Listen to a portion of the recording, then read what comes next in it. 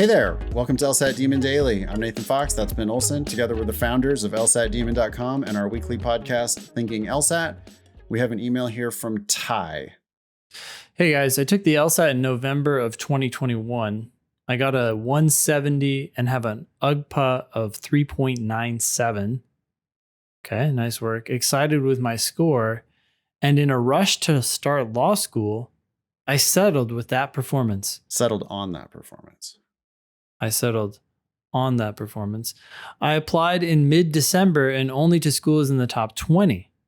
My application materials were decent, but I knew they could have been better. Fast forward to about May of this year. After getting waitlisted at multiple schools, Columbia, UCLA, USC, Penn, and rejected from a few, including Harvard, Yale, NYU, and Duke, I knew I would be reapplying in 2022. I fired up the demon and resumed my studying. I took the June LSAT and got a 176.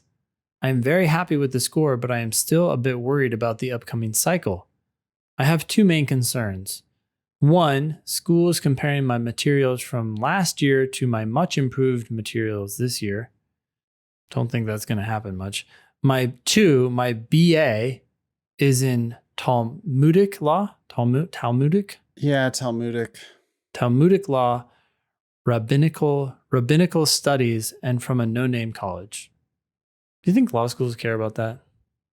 I think they care what number they're going to have to report on their 509.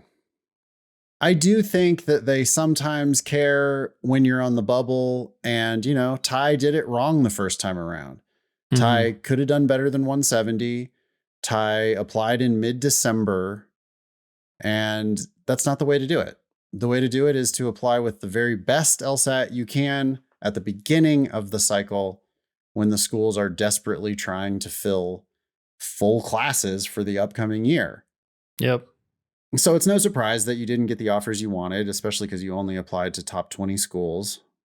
176 is an entirely different guy. That's not the same guy. You're going from below the median to above the median. Yeah. Yeah.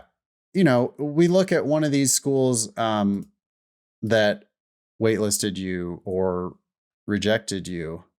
Mm-hmm. You got an NYU waitlist. NYU's median LSAT is 172. Their 25th percentile is 170. Their 75th percentile is 174. Ty, when you applied to NYU the first time, you were well below their median. You were at their 25th percentile. They only admit 25% of the class who looks like that. Now you're applying with a 176 that will move their median up, which helps them with law school rankings. It's above their 75th percentile.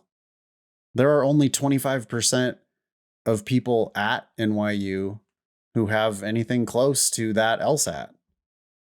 They're going to look at that and they're going to go, wow, this dude is like overqualified.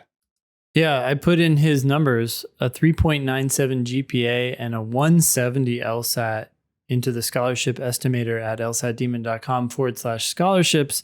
And NYU says, hey, the estimator says you're going to get less than half tuition scholarships. And then if we update that to a 176, it changes to full. And students, I was just laughing about this in class. Students are always like, but law schools say that if I improve a lot, they're going to raise an eyebrow. Yeah, raise an eyebrow of like, wow, this person's more valuable now. Well, we better look at them. Yeah, basically we're saying the same thing. They weren't even looking at you before you got that higher score. Mm-hmm. That's the thing I really want to get across to people. Like, it's always better to have taken it another time and scored higher. That's always better. That cannot possibly be bad.